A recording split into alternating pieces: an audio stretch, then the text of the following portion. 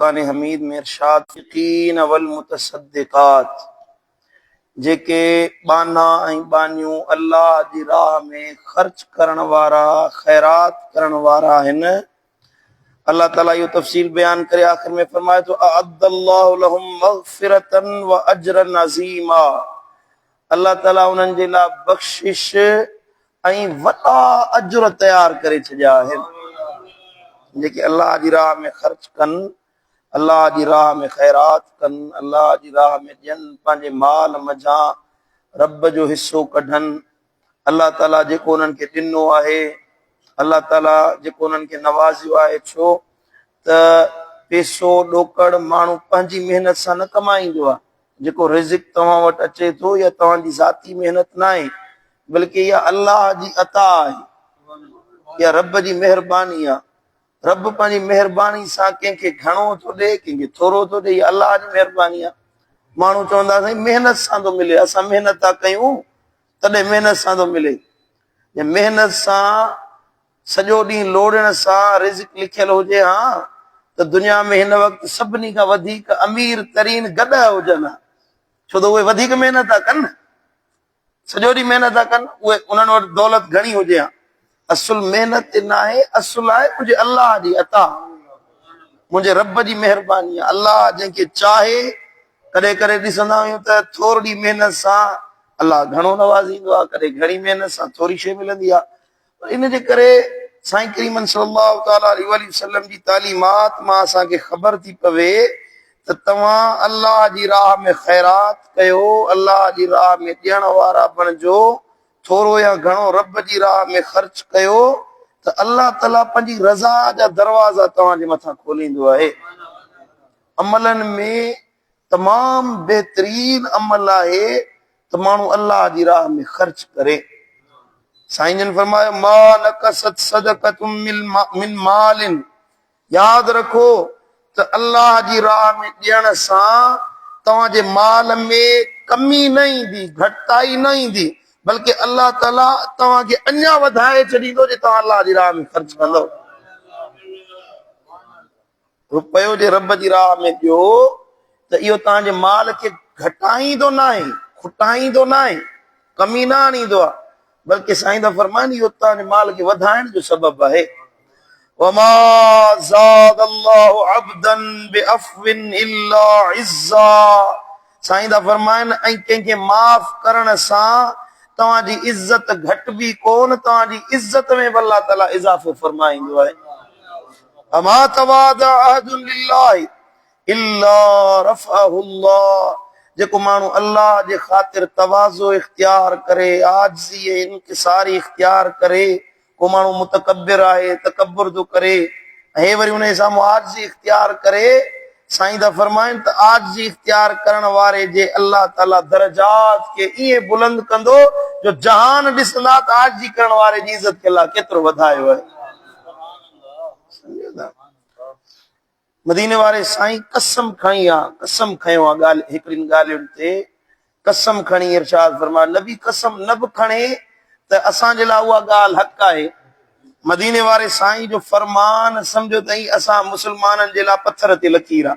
साईं जेको चयो सो हक़ आहे। पर सलासुन उक़सिमु अलैहिन, टे ॻाल्हियूं अहिड़ियूं आहिनि जन ते मदीने वारे साईं कसम खयो आहे। महबूबन करीमन कसम खणी ॻाल्हि कई आहे। हिकिड़ो मा नक़स मालु अब्दिन मिन सदक़तिन, साईं करीमन सल्लल्लाहु अलैहि वसल्लम कसम खणी फरमायो आहे त बाने जो रिज़िक माल ख़ैरात करण सां घटिबो कोन, अल्लाह हुनखे अञा वधाए छॾींदो। साईं जन कसम खणी चयो आहे। नबी कसम खणी ॻाल्हि करे त इहा ॻाल्हि ऑथेंटिक हूंदी न, 100% साईं मुंहिंजा पूरी हूंदी जेकॾहिं मदीने वारो साईं कसम खणे थो। साईं फरमाइनि था त ओ मोमिनो, ए मुस्लमानो, अनफिक अनफिक या इब्न आदम मुनफिक अलैक, ओ आदम जा पुट ख़र्च कर, ख़र्च कर, ख़र्च कर त तुंहिंजे मथां ख़र्च कयो वञे। मूं तव्हांखे तफ़सील सां बख़ीली जा नुक़सान ॿुधाया, तव्हां ॿुधा हूंदा, तव्हांखे यादि हूंदो, उमेद आहे तव्हांखे ॻाल्हियूं यादि आहिनि।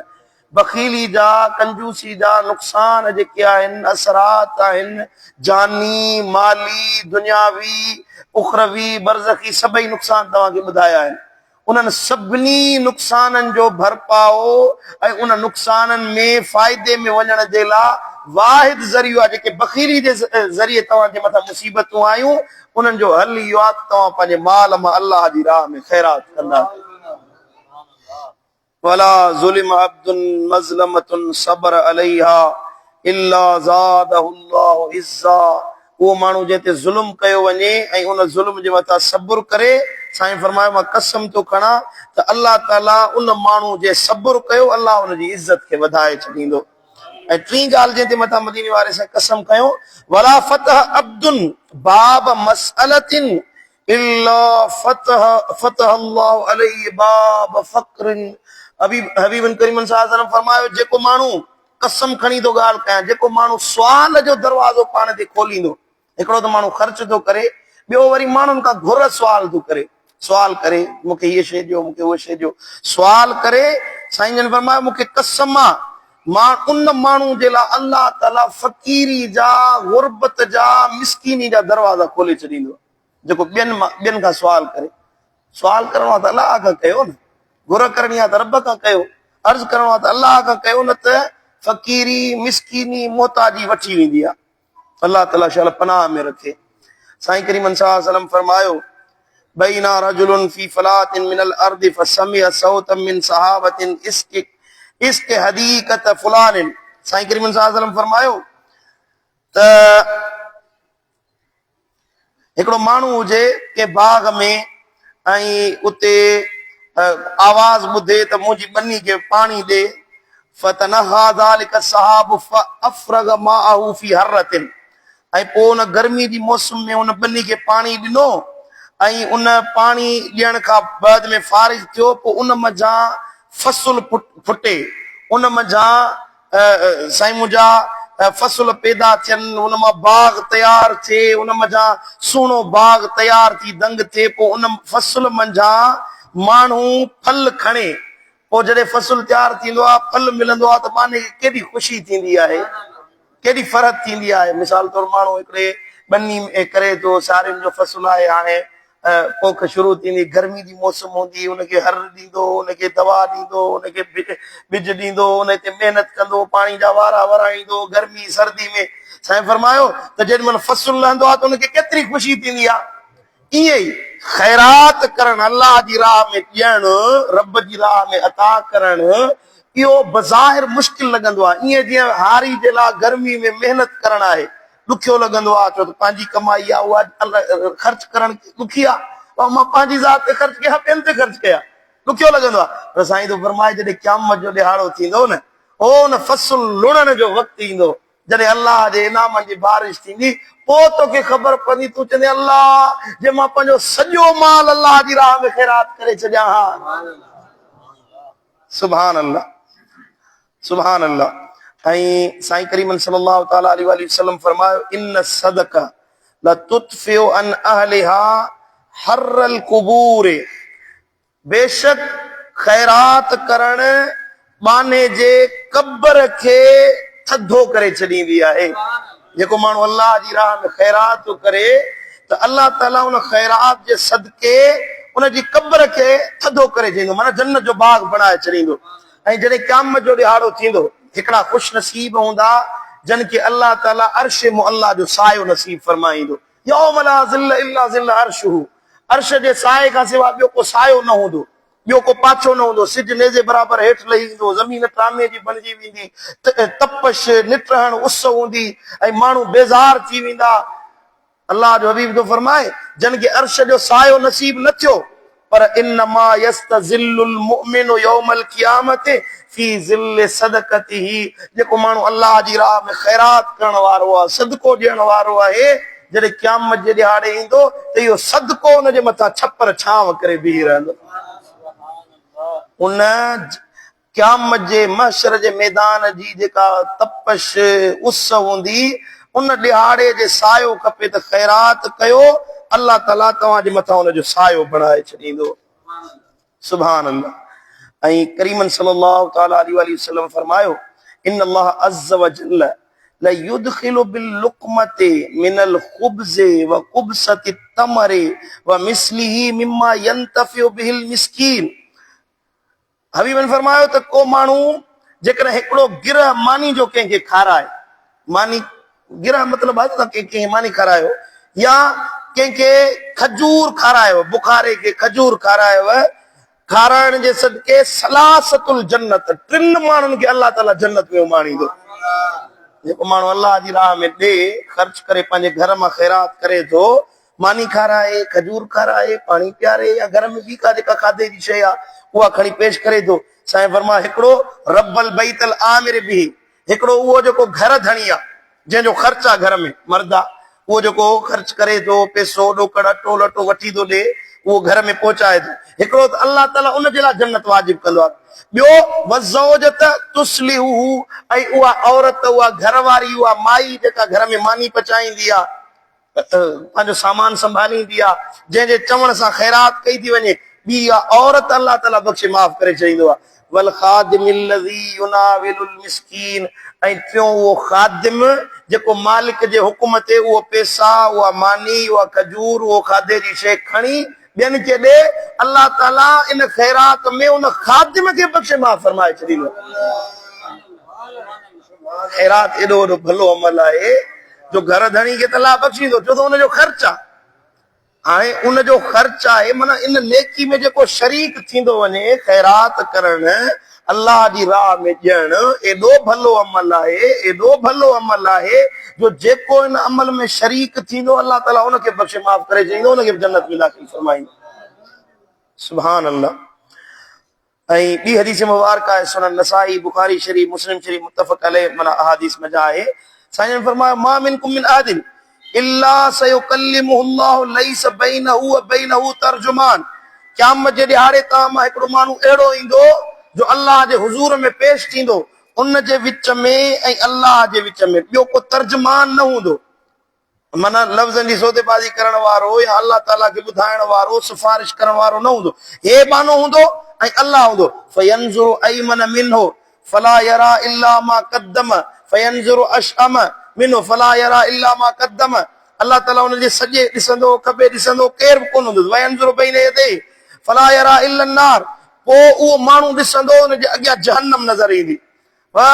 तिलका वजी, साम्हूं जहन्नम आहे। फत्तकुन्नार वलो बिशक्कि तमरतिन, मदीने वारे साईं फरमायो जॾहिं क़यामत जे ॾियारे तव्हां ॾिसंदो, न सॼे को मदद करण वारो आहे, न खॿे को शिफ़ात करण वारो आहे, साम्हूं जहन्नम जी बाहि पई थी नज़र अचे। पोइ जे उन वक़्तु जहन्नम खां बचण चाहियो था त उनखे जहन्नम जी बाहि खां पाण खे बचाइण जे लाइ हिकिड़ी ॻड़ी खजूर जी बि ख़ैरात कयो न, उहा बि तव्हांजे लाइ जहन्नम जी बाहि खां ओट बणिजी वेंदी। क़यामत जे ॾिहाड़े हमरा ईंदो अल्लाह जे हुज़ूर में, ॿियो को बि मददगार न हूंदुसि। कंहिंजी क़ुरान शिफ़ात कंदो, कंहिंजी रमज़ान शिफ़ात कंदो, कंहिंजी साईं मुंहिंजा अलाह वारो शिफ़ात कंदो, कंहिंजी आलिम शिफ़ात कंदा, अबो हाफ़िज़ा पुट हाफ़िज़ा, त उहे जीअं हदीस ॿुधाई तमामु त 10 घर जे भातियुनि जी शिफ़ात कंदो। हिन हमरा जे लाइ ॿियो को शिफ़ात करण वारो आहे ई कोन। सॼे ॾिसंदो, खॿे ॾिसंदो, केरी कोन्हे, साम्हूं ॾिसंदो जहन्नम जी बाहि आहे। नबी साईं तो फरमाए इन हाल में जेकॾहिं तव्हां जहन्नम खां बचण चाहियो था, भली खणी खजूर जी ॻड़ी छो न हुजे, उहा बि ख़ैरात कयो न, अल्लाह उन जे सदके तव्हांखे जहन्नम जी बाहि खां बचाए छॾींदो। मन इस्तता मिनकुम अन यस्ततिर मिनन नार, तव्हां मां जेको माण्हू चाहे थो उनखे जहन्नम जी बाहि खां बचायो वञे त उहो ख़ैरात करण जे ज़रिए, ख़ैरात करण जे ज़रिए पाण खे बचाए। वलो बेशिक के तमरतिन फलयफअल, पोइ जेकॾहिं उनखे हिकिड़ी ॻड़ी खजूर जी बि ॾियणी पवे न, उहा बि ॾे, अल्लाह उनखे जहन्नम जी बाहि खां ओट ॾियारे छॾींदो।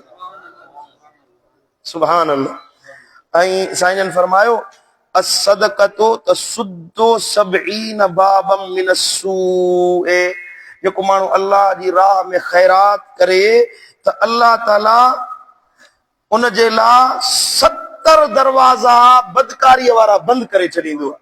अहिड़ा दरवाज़ा जन जे ज़रिए हुन ॾे ॾुख अचण वारो आहे। दरवाज़ा खुलियल आहिनि हिकिड़ा, दर्दनि जा, कर्ज़नि जा, मर्ज़नि जा, परेशानियुनि जा। इहे सभई अलाह जे हुक्म सां मुसीबतूं ईंदियूं आहिनि। मदीने वारो साईं थो फरमाए जे उहे दरवाज़ा मुसीबतुनि जा, ॾुखनि जा, परेशानियुनि जा, आंज तकलीफ़ूं, हादसा, मुसीबतूं ऐं साईं मुंहिंजा जिस्मानी, माली, ज़हनी ऐं औलाद में, घर में जेके ॾुख अचनि था, इहे दरवाज़ा बंदि कराइण चाहियो था, ख़ैरात कयो। हिकिड़ो दफ़ो ख़ैरात कयो त 70 दरवाज़ा ॾुखनि जा अलाह बंदि करे छॾींदो आहे। सुभान अल्लाह। ऐं साईं फरमायो इन सदक़तल मुस्लिम तज़ीदु फिल उम्र, जेको माण्हू अल्लाह जी राह में ख़ैरात करे अल्लाह उन जी उम्र में इज़ाफ़ो करे छॾींदो आहे। व तमनउ मीतत सूअ, ऐं अल्लाह ताला उनखे बुरायुनि ऐं बदकारियुनि खां बचाईंदो आहे, उन जे लाइ रोके छॾींदो आहे, उन ते मुसीबतूं न अचनि। व युज़हिबुल्लाहु बिहल किबर वल फ़क्र वल फ़ख्र, अल्लाह ताला उन जे लाइ तकब्बुर खे, फ़कीरी खे, फ़ख्र खे ख़त्म करे छॾींदो आहे। हिन जे दिलि में आजिज़ी, इनकिसारी, अल्लाह जी मोहबत पैदा थी वेंदी। सुभान अल्लाह। मुंहिंजा दोस्तो, साईं जन फरमायो, ॿुधो, हज़रत सैयदना कअब रज़ियल्लाहु तआला अन्हु खे साईं जन नसीहत करे फरमाया अस्सलातु क़ुरबानुन व सियामु जुन्नतुन। साईं फरमायो निमाज़ जेका आहे इहा अल्लाह ताला जे क़रीब करण वारी शइ आहे, कुर्बत हासिल करण वारी शइ आहे, ऐं रोज़ो जहन्नम जी बाहि खां ढाल जे मिसल आहे।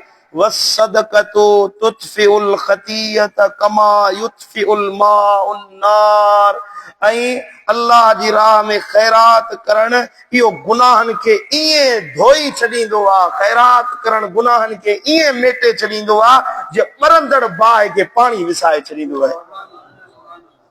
सम्झो था? इन जे करे घणी ख़ैरात कयो त अल्लाह राज़ी रहे। अञा वॾी ॻाल्हि साईं करीम सल्लल्लाहु अलैहि वसल्लम जी हदीस आहे।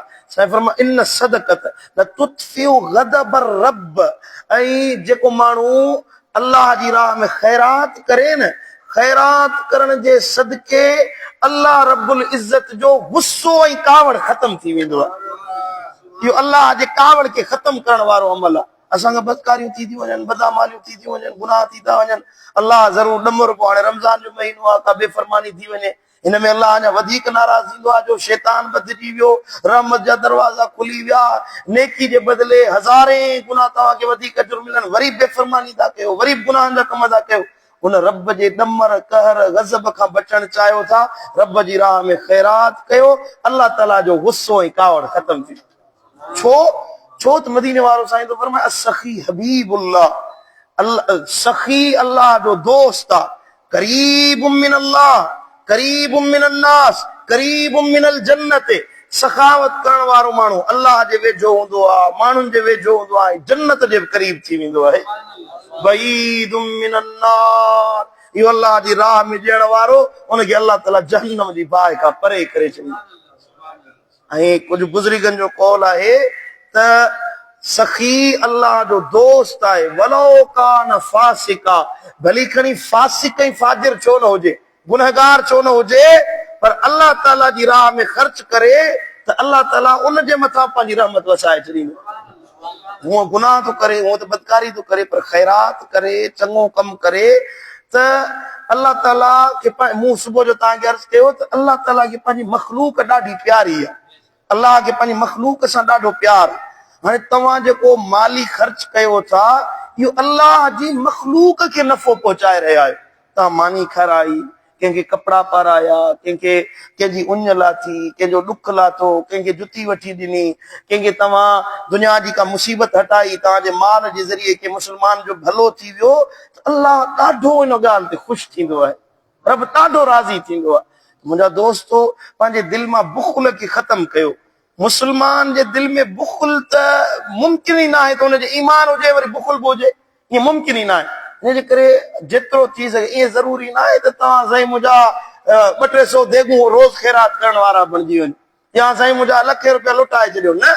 जेतिरो हाल आहे, मुंहिंजा क़िबला आलम फरमाईंदा आहिनि, क़िबला मुर्शिद दिलबर साईं, ॿियो न आहे त सुबुह जो सवेर उथी रुॻी 10 रुपया ख़ैरात कयो न, 10 रुपया ख़ैरात करण बि सॼे ॾींहं में अल्लाह ताला तव्हांखे पंहिंजे हिफ़्ज़ ऐं अमान में रखी छॾींदो। जेको कारोबार कंदो उन ते अल्लाह तव्हांखे बरकत विझंदो। तव्हां दुकानदार आहियो, तव्हां कारोबार वारा आहियो, तव्हां तिजारत करण वारा आहियो या नौकरी वारा आहियो, जेॾी महिल पंहिंजे कम ते चढ़ो अव्वल इहो कमु कयो, ॿिया कम बाद में कयो, दुकान बाद में खोलियो, तव्हां पंहिंजो कमु बाद में शुरू कयो, अॻ में थोरी घणी अलाह जी राह में ख़ैरात कयो, रब जी राह में सदको ॾियो। या ख़ैरात इंशाअल्लाह तव्हांखे अहिड़ी बरकत ॾियारींदी जो तव्हां पंहिंजे अखियुनि सां ॾिसंदो त अलाह जी रहमत कीअं नाज़िल थी रही आहे। अमल करण वारा थियो त अल्लाह राज़ी थिए, अल्लाह जो हबीब शल राज़ी थिए। अल्लाह ताला असां सभिनी जे मथां पंहिंजी ख़ासि रहमत नाज़िल फरमाए।